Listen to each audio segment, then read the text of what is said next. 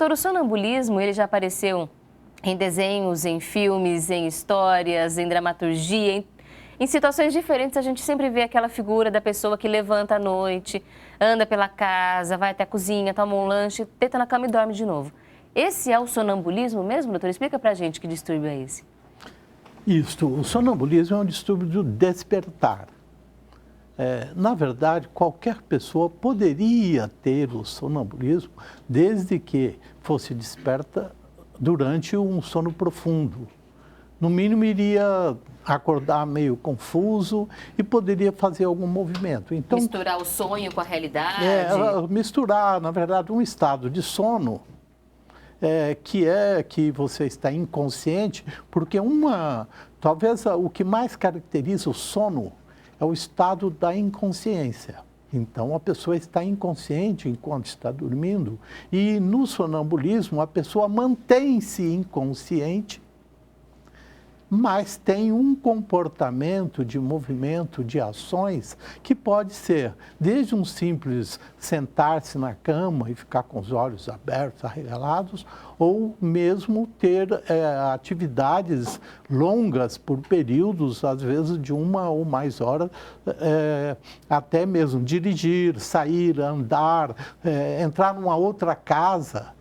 Então, a pessoa pode sair da sua casa e, quando se vê, já acorda num outro ambiente, etc. Isso é comum. Inclusive, no passado, quando as crianças iam fazer esses retiros em locais, se colocava local com água próximo da cama das crianças que tinham sonambulismo, para que elas acordassem e não saíssem dali e fizessem alguma coisa. Então, é um distúrbio comum, bastante comum. É comum na população brasileira? Até 15% da população, principalmente as crianças de 3 a 7 anos, apresentam isso. É bastante comum. Então, nós temos que 15% da população é uma quantidade muito grande, só que alguns casos são mais frequentes, mais duradouros, mais complexos, e outras a pessoa teve uma outra vez, quando teve uma situação que levou aquilo, que não causou, mas ajudou,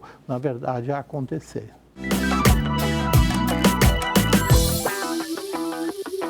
Acontece com bastante frequência na infância, mas também acontece na fase adulta e no idoso. Acontece, o sonambulismo ele é muito mais frequente na criança, mas ele pode continuar naqueles que tiveram na infância durante a vida adulta, ou ele pode aparecer já mais na vida adulta, geralmente relacionado aí com outras doenças. Nós chamamos sonambulismo secundário. Então, nós temos um sonambulismo secundário, a pessoa está apresentando um distúrbio respiratório do sono, e aí o sonambulismo é uma consequência daquele estado e precisa ser, inclusive, como se fosse um sinal para que aquela pessoa fosse fazer um diagnóstico e tratamento.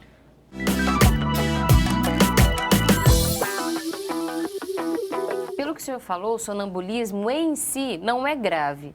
Graves podem ser as consequências do que a pessoa faz enquanto está dormindo, é isso, doutor? Isso mesmo. Tanto é que não se costuma tratar sonambulismo.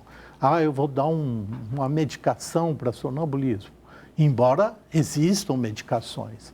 Mas quando há uma chance ou já tenha acontecido algum acidente, então aí nós temos que ter todo o cuidado. Então, primeiramente, é deixar o ambiente menos hostil. Locais com vidros, locais onde tenha objetos pontiagudos. Então, por exemplo, o canto das mesas que são pontiagudos, isso pode levar a um acidente. Trancar a porta, por exemplo? Trancar a porta, colocar uma campainha na porta, porque a hora que a pessoa abre, alguém acorda. Isso é importante, que é uma sinalização para que possa ser socorrido e resolvido. E nesta situação, o melhor que se faz é acordar a pessoa.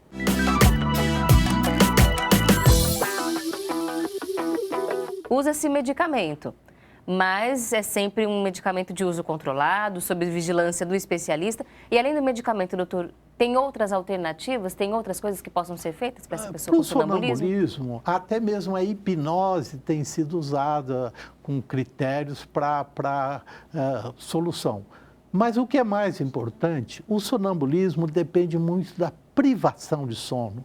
Quem não está dormindo bem, então se você faz a chamada higiene do sono, ou seja, há bons hábitos para dormir, questão de luz, questão de, mesmo essa atividade hoje eletrônica, TV, telefone, que ficam ligados até tarde, isso pode reduzir a frequência e muitas vezes resolver a situação. Então, você ter a higiene de sono para que a pessoa tenha uma quantidade de sono razoável, isso talvez seja o primeiro fator importante.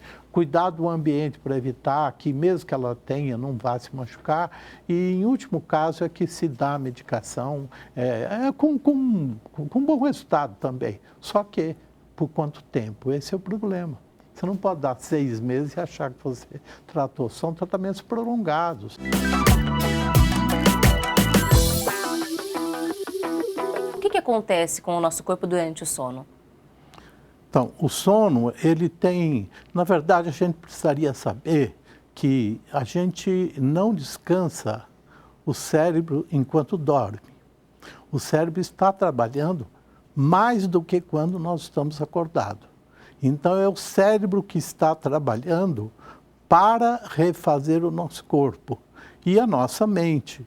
Então, nós temos que uma fase do sono, que é o chamado sono profundo, ele está relacionado com o nosso corpo.